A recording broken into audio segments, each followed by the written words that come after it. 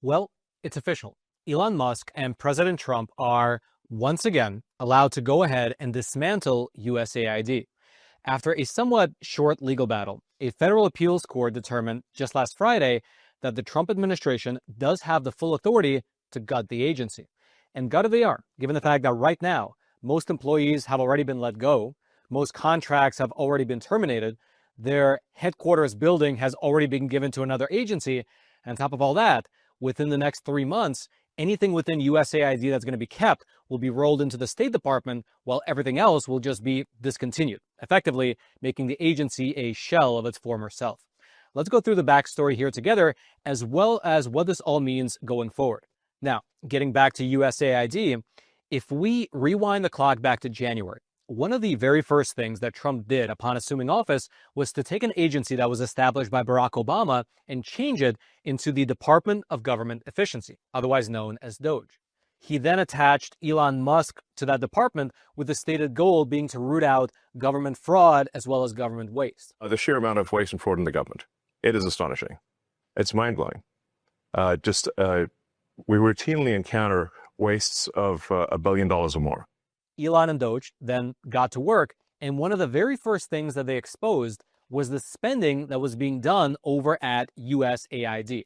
Now, I'm sure you've seen many of these examples before, but some notable line items include $1.5 million to advance diversity, equity, and inclusion in Serbia's business communities, $70,000 spent on the production of a DEI musical in Ireland, $2.5 million for electric vehicles in Vietnam, $47,000 for a transgender opera in Colombia, $32,000 to create a transgender comic book in Peru, $2 million for sex changes and LGBT activism in Guatemala, $6 million to fund tourism in Egypt, and so on. USAID's yearly budget was over $40 billion, and so you can really imagine how many subversive activities they were able to fund. And the things I mentioned above were really just the top line items that got a lot of media attention. It doesn't even include the clandestine stuff. There are a plethora of other internet censorship activities, alleged regime change activities, the funding of media outlets that do the US government's bidding in other countries, the suppression of populism, the creation of social movements, and even just the use of all that money as a slush fund for those who are well connected. The $40 billion yearly budget of USAID went quite far. In fact, it was likely the USAID's large budget, what they were spending that budget on, as well as their lack of oversight and transparency that made them such a big target for DOGE. And to that end, if today you went over to the DOGE Tracker website, the website where they track all the different savings they've been able to achieve, and then you go to the canceled contracts section and you sort by largest dollar amount, you'll find that the bulk of the high dollar terminated contracts are from USAID, although the details of those contracts are currently unavailable due to legal reasons. Regardless, what Elon exposed caused the Trump administration to basically gut the agency. They either fired or laid off a majority of the staff. They terminated roughly 83% of all contracts. They removed the agency name from the building. They gave the building to U.S. Customs and Border Protection. And on top of all that, they removed the leadership and they placed Marco Rubio as the acting director. Now, for your reference, organizationally, USAID sits underneath the State Department. And so Marco Rubio, as the Secretary of State, was the natural choice to be placed in charge of it during this whole reorganization process. And also, interestingly, Marco Rubio, he was really on board with the idea of gutting the agency since he believed that USAID had been rogue for a while now. Even when he was in the Senate, he believed it was rogue back then. In fact, shortly after becoming the acting director, he had an exchange with some reporters, and here's what he said regarding USAID, what it should be versus what it actually is. My frustration with USAID goes back to my time in Congress. It's a completely unresponsive agency. It's supposed to respond to policy directives of the State Department, and it refuses to do so. So the functions of USAID, there are a lot of functions of USAID that are going to continue, that are going to be part of American foreign policy, but it has to be aligned with American foreign policy. I said very clearly during my confirmation hearing that every dollar we spend and every program we fund, that will be aligned with the national interest of the United States. And USAID has a history of sort of ignoring that and deciding that they're somehow a global charity separate from the national interest. These are taxpayer dollars. And so I'm very troubled by these reports that they've been unwilling to cooperate with people who are asking simple questions about what does this program do, who gets the money, who are our contractors, who's funded. And that sort of level of insubordination makes it impossible to conduct the sort of mature and serious review that I think foreign aid writ large should have. We're spending taxpayer money here. These are not donor dollars. These are taxpayer dollars. And we owe the American people the assurances that every dollar we are spending abroad is being spent on something that furthers our national interest. And so far, a lot of the people that work at USAID have just simply refused to cooperate. Are you currently in charge of USAID, or are you? I'm the acting director of USAID. I've delegated that authority to someone, but I stay in touch with him. And again, our goal was to go in and align our foreign aid to the national interest. But if you go to mission after mission and embassy after embassy around the world, you will often find that in many cases, USAID is involved in programs that run counter to what we're trying to do in our national strategy with that country or with that region. That cannot continue. USAID is not an independent, non-governmental entity. It is an entity that spends taxpayer dollars, and it needs to spend it, as the statute says, in alignment with the policy directives that they get from the Secretary of State, the National Security Council, and the President. And it's been 20 or 30 years where people have tried to reform it, and it refuses to reform. It refuses to cooperate. When we were in Congress, we couldn't even get answers to basic questions about programs. That will not continue. That's not going to continue. Now, as you would imagine, USAID employees did not take these developments lying down. And so, pretty much as expected, on February 13th, a lawsuit was filed on behalf of 26 former and current employees or contractors with USAID. In their lawsuit, these individuals made two legal arguments for why scrapping USAID was unconstitutional. The first legal argument had to do with the separation of powers doctrine.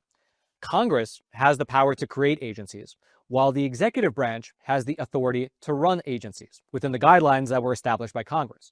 And so these employees claimed in their lawsuit that shutting down the USAID headquarters, laying off most of the staff, and terminating most of the contracts, that was a violation of the separation of powers doctrine. And so that was the first legal argument. The second argument was a bit more novel. These 26 individuals claimed in their lawsuit that Elon Musk, he has been given too much power and that he should be deemed an officer of the United States under the US Constitution's Appropriations Clause, and therefore Elon Musk actually needs to be confirmed by the US Senate if he is to continue being the head of DOGE. Here's specifically what they wrote in their lawsuit. Quote, "In his government role, defendant Musk exercises an extraordinary amount of power. Indeed, the scope and reach of his executive authority appears unprecedented in U.S. history. His power includes, at least, the authority to seize the payment of congressionally approved funds, access sensitive and confidential data across government agencies, cut off systems access to federal employees and contractors at will, and take over and dismantle entire independent federal agencies. It is clear that the duties defendant Musk and the DOGE team he directs have performed thus far represent the performance of significant governmental duties that may be exercised only by persons who are officers of the United States and duly appointed pursuant to the U.S. Constitution's Appointment Clause. But defendant Musk has not been nominated by President Trump and confirmed by the U.S. Senate, as Article 2 of the United States Constitution requires." And so that right there is a very interesting legal argument. They're basically not saying that what he's doing is illegal, but rather their argument is that if Elon Musk is the one who's actually dismantling the agency from within, then he needs to first be confirmed by the U.S. Senate. Now, the relevant piece of law that they're referencing here is the Appointments Clause of the U.S. Constitution. For your reference, here is specifically what this clause says, and it can be found in Article 2, Section 2. Quote, "The President shall nominate, and by and with the advice and consent of the Senate, shall appoint ambassadors, other public ministers and consuls, judges of the Supreme Court, and all other officers of the United States, but the Congress may, by law, vest the appointment of such inferior officers, as they think proper, in the President alone, in the courts of law, or in the heads of departments." Meaning, essentially, that for high-level appointments, the President must consult with the Senate, but for lesser appointments, the President, or even the heads of departments, can appoint those people themselves if Congress allows for it. Now, obviously, the question here becomes whether or not Elon Musk falls under the purview of this clause, whether or not he qualifies as an officer of the United States subject to Senate confirmation. Now, interestingly, this was never an issue with Elon's predecessors. As I mentioned at the top of the episode, DOGE, the Department of Government Efficiency, is actually just a rebranding of Barack Obama's United States Digital Service, and none of the 3 previous administrators of that agency needed to get Senate confirmation. They were all just appointed by the president. Also, the Trump administration, for their part, they claim that Elon is nothing more than an advisor. He has no authority himself. He can only advise Trump and Marco Rubio to take certain actions. He cannot do anything himself. Regardless, though, these were the 2 legal arguments that the USAID employees were making in their lawsuit. That for one, Elon needed to be confirmed by the Senate, and that secondly, dismantling USAID was a violation of the separation of powers doctrine. And so this is where things got interesting. In the lower court, the judge actually ruled against Elon Musk and DOGE. Specifically, on March 18th, U.S. District Judge Theodore Chuang, who was appointed to the bench by Barack Obama, he issued an opinion wherein he wrote the following, quote, "Evidence presently favors the conclusion that contrary to the White House's sweeping claim that Musk has acted only as an advisor, Musk made the decisions to shut down USAID's headquarters and website even though he lacked the authority to make that decision." The judge based that opinion on social media posts as well as news articles. Furthermore, the Trump administration argued that their act of dismantling USAID fit within the president's authority to conduct foreign affairs as per Article 2 of the U.S. Constitution.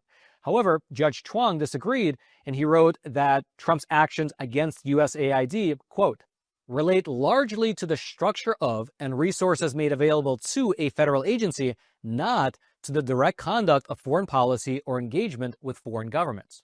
Meaning, in plain English, the judge found that the actions that were taken to scale down USAID probably violated the U.S. Constitution, and therefore, while the case is still pending in court, the judge issued an injunction ordering DOGE to reinstate access to the workers and contractors to their systems, as well as to not place any more employees on leave, to not fire any more employees, and to not terminate any more contracts. The case will still play itself out in court, but in the meantime, the judge indefinitely blocked DOGE from basically being able to do anything.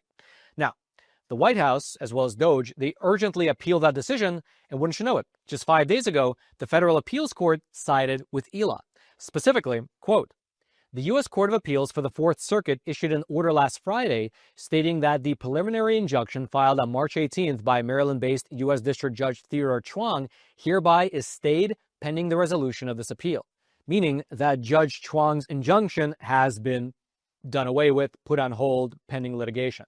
This new order was written by Judge Arthur Quattlebaum, who was appointed to the bench by President Trump during his first term in office. And Judge Quattlebaum wrote the following, quote, "Elon Musk and DOGE demonstrated that they will likely prevail on the merits when the case is heard, and that they would be irreparably injured absent the stay. Although the activities of DOGE and its leader Musk related to USAID are not conventional, unconventional does not necessarily equal unconstitutional. This does not mean that those who sued will not be able to develop evidence of unconstitutional conduct as the case progresses. Time will tell. Our holding is merely that, at this time, the record does not support the district court's finding of a likelihood of constitutional violations." And then he went on further to discuss the question of Musk's appointment, and he wrote as follows, quote, "The only evidence cited by plaintiffs in support of their motion, which was subsequently relied on by the district court, were social media posts and news reports. As to Musk, the evidence before us creates a strong likelihood that he functioned as an advisor to the president, carrying out the president's policies of shrinking government and reducing spending, not as an officer who required constitutional appointment." And as such, President Trump can now continue to dismantle USAID, which is exactly what he's doing. On the very same day that this court order was issued, the U.S. State Department put out a statement, you can see it up on your screen, saying that they will shut down USAID by July 1st. Quote, "Today, the Department of State has notified Congress on their intent to undertake a reorganization that would involve realigning certain USAID functions to the department by July 1st, 2025, and discontinuing the remaining USAID functions that do not align with administration priorities." And so, there you have it. As of right now, as of this moment, most USAID employees have been either fired or laid off. roughly 83% of the contracts have been terminated. The USAID headquarters has been given away to another agency. And then moving forward, within the next 3 months, anything within USAID, such as their actual humanitarian work that's to be kept, will be rolled into the State Department, while everything else will be discontinued, effectively making USAID as an agency a shell of its former self. If you'd like to dig into anything that we discussed in today's episode, I'll throw the links to all my research notes. You'll be able to find them down in the description box below this video if you are the type of person that likes to dig into the weeds. And all I ask in return is that as you're making your way down there to the description box, take a super quick detour to smash those like and subscribe buttons so that this video can reach ever more people via the YouTube algorithm. And then until next time, I'm your host, Roman from the Epoch Times. Stay informed, and most importantly, stay free.